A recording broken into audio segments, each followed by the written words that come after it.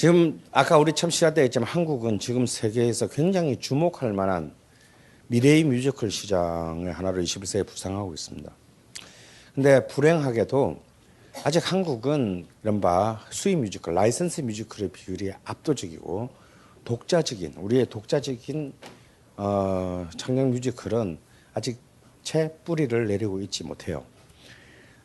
물론 이제 뭐 뮤지컬 한류 이렇게 하면서 지금 이제 한류 K-팝 스타들을 동원한 한국의 뮤지컬들이 지금 동북아시아와 동남아시아에 나가고는 있지만 아직까지 우리가 같은 작품 그 자체의 설득력, 완성도로 하고 있지는 않습니다. 그런데 사실 우리나라가 굉장히 오랫동안 뮤지컬에 허약한 역사를 갖고 있었다고 생각하지만 절대 그렇지 않아요. 우리의 창작 뮤지컬의 어떤 그런 그 역사는 비록 그것이 단절돼서 그렇지 결코 만만치 않습니다. 한국 창작 뮤지컬의 역사는 이미 1941년에서부터 시작해요. 사실 우리나라의 참 불행한 뮤지컬의 역사의 시작은 사실은 이제 1910년대 후반, 20대 초반에 시작되었던 일본의 수입 뮤지컬, 지금 우리가 라이선스 뮤지컬 수입하듯이 한국에서 했던 이런 무대 그게 수입은 이제 1910년대 후반에서 20대 초반에 걸쳐서 일어난 이른바 신파극입니다. 이런 신파하면 눈물 질질 짠다는 뜻이지만 본래 뜻은 이거예요. 뉴 웨이브. 신파. 근데 이게 이제 이 뉴 웨이브의 그 당시로는 진짜 굉장히 수입 신상품이었던 이 일본의 무대극이, 음악극이 전부 다 진짜 정말 남녀 간의 어떤 그런 그 천편일률적인 사랑과 배신의 드라마다 보니 그런 통속적인 것을 보고 아예 신파적이다라고 해서 우리가 이걸 신파라고 알고 있지. 본래 뜻은 뉴웨이브라는 뜻이에요. 왜냐면 우리는 그전까지 한 번도 듣도 보도 못하는. 그러니까 여러분들이 잘 알고 있는 이술과 심순애 이게 우리 게 아니란 말이야. 본래는 이것은 곤지키 야사라고 하는 일본 그 신파극이에요. 그걸 이제 번안해서 일본의 작품을 번안해서 만든 게 이제 여러분 알고 있는 이술가 심순애인 장한몽이라는 이름으로 한국에서 됐어요. 근데 이거는 그냥 연극이야. 근데 연극인데 주제가가 있어. 연극인데 안에 노래가 삽입돼 있어요. 그러니까 연기를 하다 노래를 부르는 게 아니라 1막이 끝나면 가수가 나와. 그래서 이 주인공의 주제가를 불러. 그러니까 정확한 의미에서 뮤지컬이라고 할 수는 없지만 그냥 연극이 아니라 일종의 약간 그러니까 아까 여러분이 들었던 뭐 보드빌이라든지 버라이어티 쇼 같은 거야. 연극은 진행되지만 사이사이에 이제 노래를 부른다든지 좀 더 지나면 좀 웃기는 스토리 같으면 만담가가 나와요. 그래서 한번 샥 웃겨주고 자 그럼 우리 다음 뭐 예를 들어서 뭐 김말동이 어떻게 되는지 볼까요 하고 싹 들어가면 다시 연극이 시작되는 거야. 그러니까 이미 이때부터 그런 뮤지컬의 초창기 형태인 그런 그 브라이어티 쇼 스타일이 이제 일본의 신파극에 의해서 이미 수입되었다가 이걸 바탕으로 해서 이제 1930년대 되면 많은 악극단들이 생겨나요. 왜? 레코드 회사들이 당시 이제 한국의 음반 시장이 트로트 시장이 만들어지면서 콜롬비아 레코드, 오케이 레코드, 빅터 레코드 이런 레코드 회사들이 무슨 조선 악극단이다, 콜롬비아 악극단이다 이런 이제 공연 라이브 전문 팀을 만드는데 우리가 라이브 하면 가수들이 그냥 우리처럼 콘서트만 하는 게 아니고 드라마를 만들어서 팔았단 말이에요. 왜냐하면 소속 가수들이 많으니까 그냥 노래만 부르는 것보다는 마치 극처럼 만들어서 파는 것이 훨씬 더 훨씬 더 많은 수익을 올릴 걸로 기대됐기 때문에 그런 이제 일종의 초보적인 악극의 시대가 30년대에 만들어졌고 이걸 바탕으로 해서 드디어 본격적인 한국의 창작 뮤지컬이 1941년에 발표됩니다. 여기서 우리가 지난 첫 번째 시간 조선음악과 동맹편에서 했던 위대한 작곡가 안기영이 드디어 한국 최초의 창작 뮤지컬을 쓴다 이거야. 그것이 바로 1941년에 라미라 가극단을 통해서 발표된 견우직녀. 그리고 그 해에 라미라 가극단에서 견우직녀를 발표했는데 이 작품은 그렇게 크게 흥행의 성공을 거두지를 못했어요. 그런데 콩쥐 파치를 그 해에 내고 견우직녀의 속편을 은하수라는 제목으로 내요. 그러니까 견우직녀는 지상편이야. 견우직녀설화의 지상편이고 은하수는 천상편이야. 근데 이 천상편은 대박을 터뜨리게 돼요. 이 대박을 터뜨리는데 저는 이 악보가 사실 지금 다 남아있어. 메인 악보가. 편곡 악보는 없지만 악보가 다 남아있어서 제가 그 악보를 왜냐하면 이 라미나 가극단은 곧 해산하고 곧 이제 최대 한국 뮤지컬의 최대 단체가 되는 게 반도 가극단이에요. 근데 이 반도 가극단의 극단장이 박구라는 분인데 이분의 막내 아드님이 알고 보니까 내가 굉장히 오랫동안 잘 알고 지냈던 형이야. 근데 자기 아버지가 얼마나 대단한 분인지를 모르셔. 형 아버지 역사적인 사람이라니까. 그러냐? 우리 집에 뭐 이상한 뭐 옛날 악보 같은 게 있는 것 같은데 갖고 와봐. 딱 봤더니 한국에 단 한 부밖에 남지 않은 견우직녀와 은하수 심청전 이 오리지널 대본과 악보가 그대로 있는 거예요. 저는 대본은 사실은 이미 입수를 했었어요. 대본을 쓴 서항석이라는 작가가 그 대본을 나중에 묶어서 책으로 남긴 게 있어. 근데 책은 물론 절판됐지만 어떻게 찾아서 대본은 이미 알고 있었는데 악보를 봤는데요. 깜짝 놀랐어요. 뭐냐면 진짜 무식해. 그리고 보통 뮤지컬을 쓰면 여기서 써먹은 거 또 살짝 바꿔서 쭉 써먹고 이렇게 쓰잖아요. 사람은 처음부터 마지막까지 다 신곡이야. 한 편의 안에 곡이 40몇 곡이야. 그리고 그게 다 이제 연출 디렉션의 지시가 돼 있는데 이걸 보니까 이것이 단순한 무대에서 연기를 하고 노래를 부르는 것이 아니고 한국의 전통적인 가락에 맞춘 춤.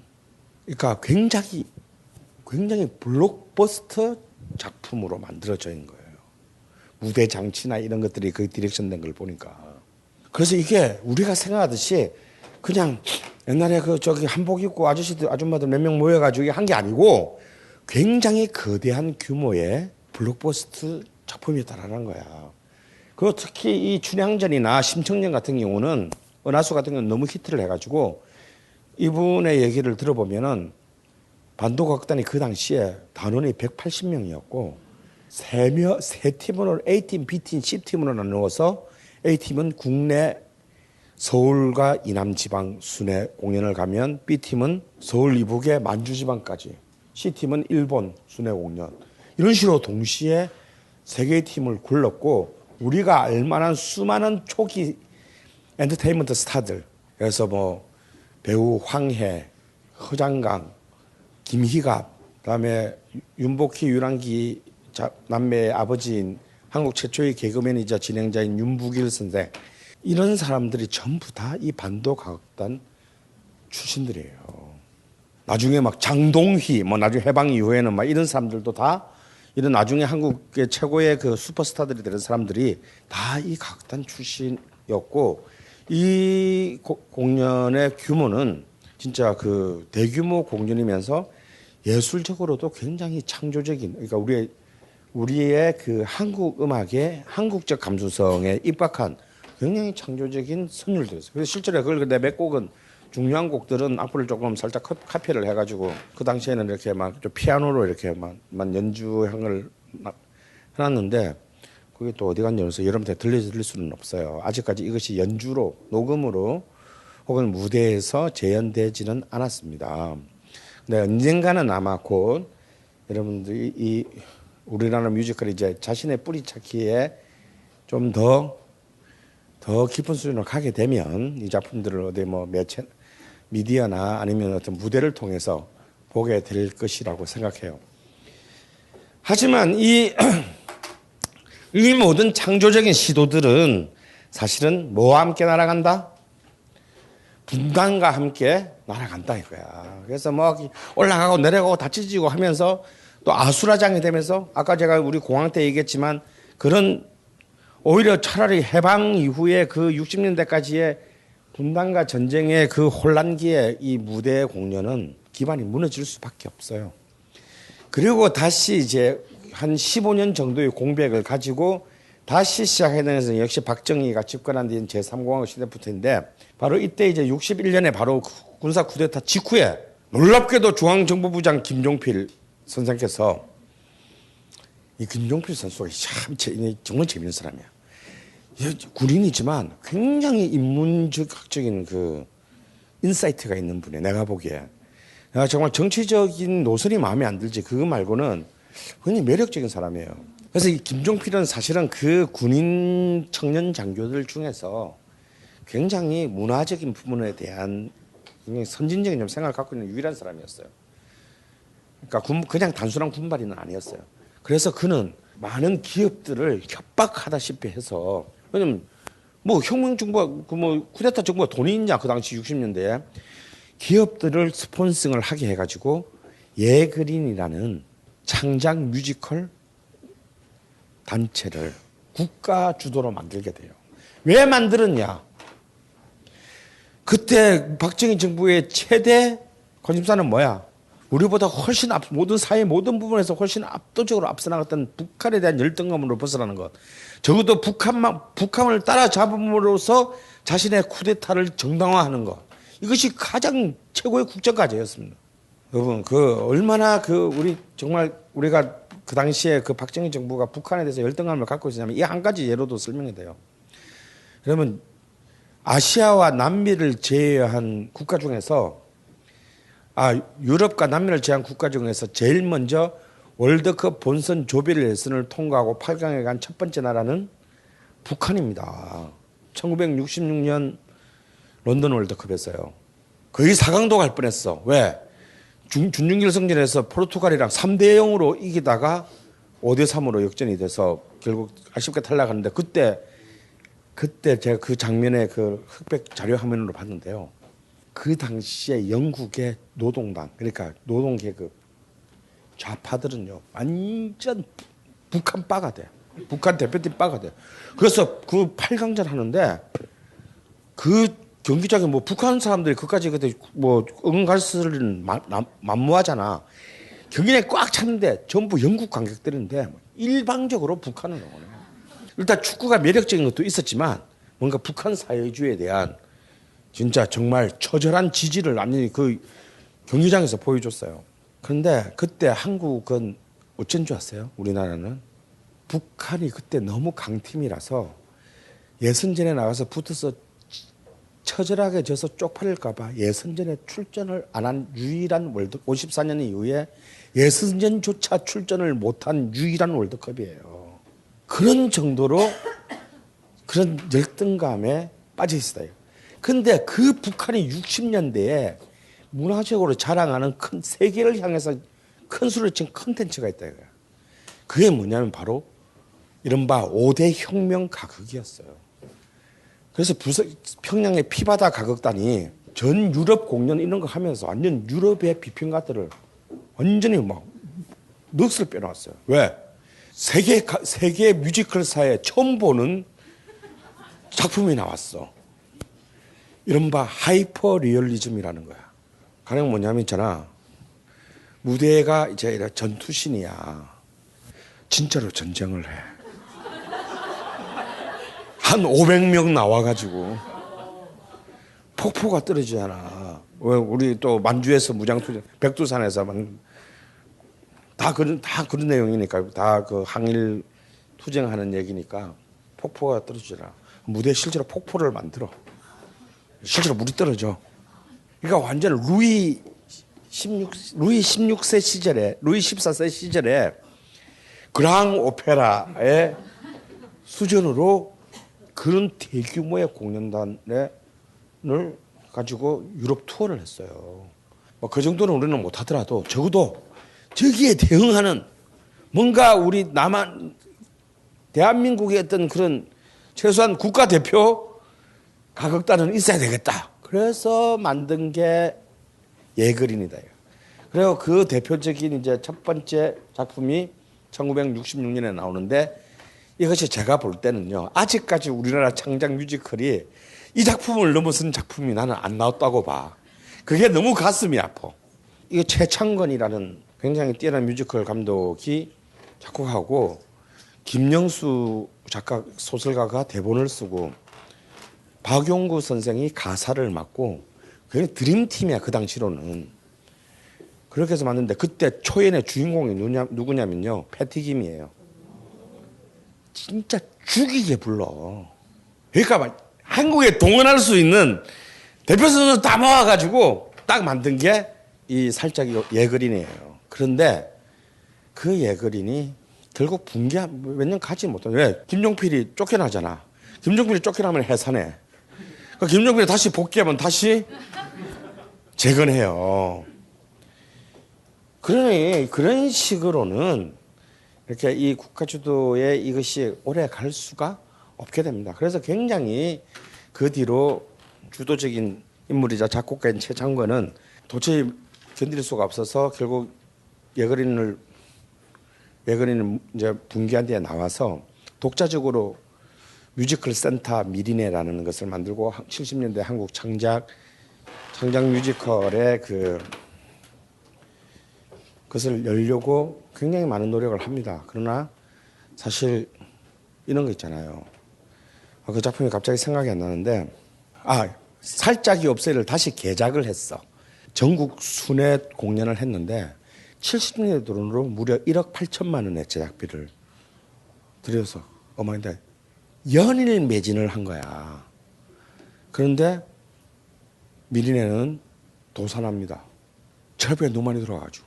그러니까 그런 아직까지 뭔가 어떤 이 뮤지컬을 단순히 관주도에서 하다가 오로지 철저히 시장주도 했을 때 했던 그런 이른바 프로덕션 마인드가 전혀 없는 어떤 예술가적인 어떤 그런 욕망으로만. 그러니까 뭐 온갖 걸 많이 또 돈을 많이 썼을 거 아니에요. 무대도 폼나게 만들고 막 다 투입하고 했는데 결국 망하면서 다시 결국 미리네 뮤지컬 센터도 공중 분해돼요. 그러면서 굉장히 우리는 굉장히 오랜 일종의 한국 창작 뮤지컬의 암흑기를 경험하다가 이것이 다시 90년대에 이제 다시 새로운 전기의 물꼬를 발현하는 것은 이제 에이컴의 명성황후가 명성황후인지 명성황후인지 잘 몰라. 말하고 싶지도 않아. 야 정말 난 그거 보면서 저 기절할 뻔했어요. 어떻게 이런 걸 작품이라고 쓸 수 있나? 이걸 버젓이 자랑스러운 마치 한국 뮤지컬이라고 이렇게 얘기할 수 있나? 정말 이건 난 아직도 그 명성황후라는 이름만 들리면은 반경 2km 밖으로 일단 대피하고. 하여튼 근데 그랬거나 저거나 간에 이상하게도 90년대의 한국의 강남 부르주아들이 이 작품에 대한 절대적인 지지를 보여줌으로써 처음으로 대극장 한국 창작 뮤지컬이 이른바 재생산을 할 수 있는, 계속해서 프로덕션 플레이를 이어갈 수 있는 처음의 전기를 마련했고, 그리고 2001년에 이제 이른바 팬텀 오브 오페라가 처음으로 수입돼서 그야말로 대규모로 폭발하면서 한국에서 이제 본격적인 메이저 뮤지컬 시장의 시대를 개막해서 여기까지 이르게 됐어요. 지금부터 우리 한국의 뮤지컬 가치는 굉장히 명확합니다. 한국은 그동안 수많은 라이선스 뮤지컬을 통해서요, 이 짧은 기간 안에 굉장히 훌륭한 퍼포머들을 많이 배출했습니다. 놀라는 일이에요. 아무리 뮤지컬 잘 쓰면 뭐야? 그걸 연기하고 노래 부르고 할 수 있는 무대 퍼포머들이 없으면 뮤지컬은 아무 존재가 의미가 없는 거다. 근데 우리 또 그걸 또 너무 빨리 또 아무렇지도 않게 확 해요. 이렇게 될 수 있었던 게 뭐냐면요, 한국의 희한하게도 엔터테인먼트 비즈니스 자체가 멀티 아티스트 모델로 2000년대에 와서 전환했기 때문에. 왜? 연기면 연기, 노래면 노래만 불러가지고 도대체 먹고 살 수가 없어. 그래서 그냥 여기 썼다가 담배 빼서 여기 박았다가 저거 빼서 여기 박았다가 이런 이제 멀티 유닛을 만들어야 간신히 이제 BP가 나오게 되면서, 그러다 보니까 처음 데뷔를 뮤지컬로 하는 것이 너무 현실적인 거야. 왜냐면 뮤지컬 하게 되면 노래도 불러야 되고 연기도 해야 되고 춤도 춰야 되고 미모도 갖고 해야 되고 몸도 만들어야 되고, 그냥 어차피 돈 주고서라도 해야 될 판인데 작지만 돈을 받으면서 하는 거잖아. 그래서 사실은 굉장히 꽤 많은 한국에서 아이돌 스타들의 일종의 배출 통로로서 뮤지컬이 돼요. 그리고 지금은 영화 쪽에서도요. 캐스팅할 때 신인들을 캐스팅할 때 옛날에는 연극을 보러 갔단 말이야. 근데 연극은 이제 50대 이후 역 캐스팅할 때 보러 가는 거고 젊은 애들 캐스팅할 때는 전부 뮤지컬 보러 갑니다. 거기서 발탁해요. 그리고 이제는 아예 음악을 하는 가수가 되는 놈들도 마치 JYJ의 준수나 뭐 이런 애들이 하는 걸 봐서 알지만 얘들은 이 새끼들은 그냥 조승우보다 돈을 더 받아. 회당 4천씩 받고 그래. 말이 돼? 100회 공연하면 40억이야. 근데 안 줄 수가 없어. 왜? 걔가 나오는 날은 티켓 오픈하자마자 2초 만에 다 매진되기 때문에. 이제는 스타덤에 오른 아이돌 스타들도 당연히 뮤지컬을 병행하는 것이 자신의 이른바 스타로서의 라이프 사이클을 굉장히 늘리는데 도움이 된다라고 굉장히 전략적으로 판단하고 있습니다. 그러니까 굉장히 좋은 호조건을 이 짧은 10년간의 짧은 시간 안에 만들었고 또 많은 마치 한국 영화의 90년대 후반에 부흥기 때 그랬듯이 굉장히 기술 스태프들도 굉장히 이제는 이제 그 해외 라이선스 뮤지컬의 교류 경험을 통해 가지고 이제는 장난 아닌 수준으로 많은 그 뛰어난 그 무대 스텝 인력들이 배출됐어요. 근데 딱 하나가 없어. 크리에이터가 없어. 이걸 만들 사람이 없는 거예요. 곡을 쓰고 드라마를 만들고 가사를 쓰고 작곡을. 왜냐하면 이거는 그냥 히트곡 작곡하는 거랑 완전 다른 게임이거든요. 그러니까 언제나 뮤지컬도 딱 보면 대본 이름과 작곡가 이름을 딱 붙여서 가잖아요. 아까도 봤잖아, 그지? 햄머스타인 앤 제롬컨. 이런 딱 이름을 쓸 수 있는 대본 작가, 작곡가 이름을 쓸 수 있는 이제 이 가장 뮤지컬의 핵심적인 유닛이 이제 마지막 우리 퍼즐을 비어있는 퍼즐을 메꿔야 될 때입니다. 1600년 오페라로부터 시작해서 2013년 한국 뮤지컬까지 참 숨가쁘게 달려왔습니다. 마저 정리하자면 결국 뮤지컬은 17세기 이후에 지배계급의 문화였던 그것도 그 지배계급의 가장 극점의 문화였던 오페라 안에서 오페라를 반동하면서 또 오페라의 요소들을 받아들이면서 그리고 오페라를 극적으로 거부하면서 그리고 그 점점 격동하는 이후에 17, 18, 19세기의 그런 시대 정신들을 흡수하면서 오페라 안에서 오페라를 넘은 뮤지컬이라는 이름의 새로운 최후의 무대 컨텐츠가 바로 만들어냈다는 거죠. 제가 왜 아까 길게 그 오페라의 전사를 얘기했냐면 왜 뮤지컬이 가장 늦게 등장했음에도 가장 강력한 호소력을 가진 장르가 되었으며 상품이 되었으며 그리고 그것의 생명력이 앞으로도 굉장히 길게 예상되는 이유는 비록 그의 출발은 늦었으나 그 앞에 그 수많은 인류 예술사의 가장 최선의 성과들을 이 안에서 포섭하고 축적해온 결과이기 때문입니다. 그런 점에서 뮤지컬이야말로 어쩌면 인류의 예술사에서 나타난 가장 순조로운 어쩌면 반전의 명예혁명 같은 것이 아닐까. 그러면서 오페라를 학살하지 않고 조용히 유폐시키고 그 오페라가 누려왔던 그 모든 것을 새로운 시대에 맞게 자신의 영역을 구축한 최고의 장르로 남게 되었던 것입니다.